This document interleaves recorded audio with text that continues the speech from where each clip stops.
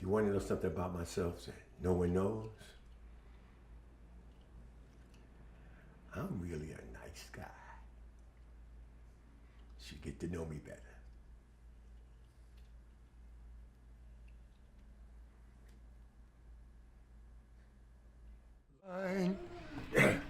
The first mate just fell overboard. He's a half a mile behind. Happy New Year. Anyway, I'm here at the Anna Bernstein Theater to see our protege, Luther Isler. He wrote and directed his play.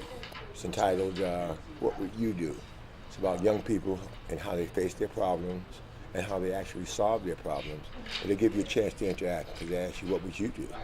And it's good that they're taking it upon themselves, because it's about time young people stop waiting for us to help them, and all we do is talk about them. We don't talk to them.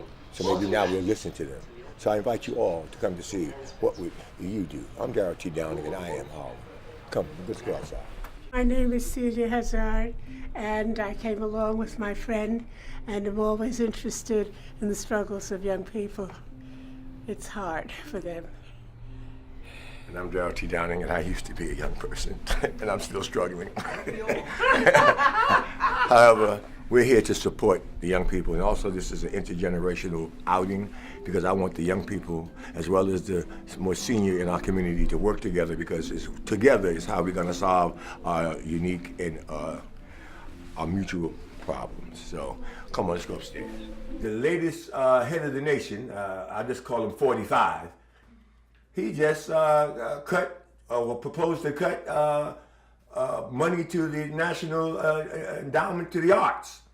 So that's like the largest arts non-for-profit in the country. So that just lets you know where the impetus lies. Non-profit, arts, culture, at the bottom. At the bottom. So if that's the case, then what is the culture? Because as we study history, the first thing we find as we do our digs, our archaeology, we find, oh my God, look here, there was a culture that was here.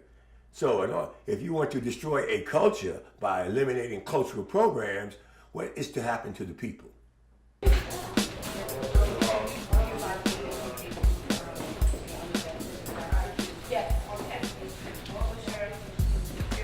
Mentors? Well, I have to start with the gentleman who allowed me to be at New Heritage Theater, Vosa Rivers. He is the executive producer of the New Heritage Theater, which is the oldest not-for-profit theater, black, in New York City. We're in our 52nd year, I do believe. The history of HARLEM is so rich when people understand that inheriting a reputation as the cultural capital of Black America is so important, and to also know the history of the community and now to be a part of it and adding to the cultural landscape, for me, is just a win-win situation. There is no other way that I know of that I want to be living in other than this community.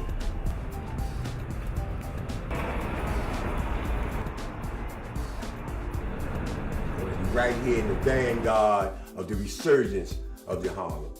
Not the Renaissance, they had that, but the resurgence of Harlem, our Harlem, we as Harlem. There are many places right now, there's an example of that, as you see these buildings coming up around and in Harlem, which changes the physical face of Harlem. But there are places in Harlem that look exactly the same, they've just been renovated. And so I go there for my refreshment. One of my places is 145th Street, PS 186, for 4 decades. That's 40 years. The building was a blight in the neighborhood. But the Boys and Girls Club of Harlem finally was able to generate finances, because that's not for profit. So that's, see the problem, 40 years. But they regenerated the neighborhood, rejuvenated the neighborhood by regenerating the building. The building is a strong structure, and now if you walk through 145th Street, which I do regularly now, I've done that all along, but the blight, I've done that all along, but the blight caused me to pain in my heart. But now that pain is gone, I look up and I see my school standing strong. It's the first place I learned how to play basketball, in that schoolyard. That's where it all began. Yes, I grew up with Gerald Downey. He's known as Mr. 145. This is the school that he went to. I went to Our Lady of Lourdes, but I would come here after school. And Darryl is a great representative of the Sugar Hill Harlem community. Working to me is an endeavor of love. The work part is when I can't do what I love. That's work. Working at what I love is a privilege. So as many hours of the day that I can do what I love, I do that. And my occupation is my life's work. So I'm always working 24 hours.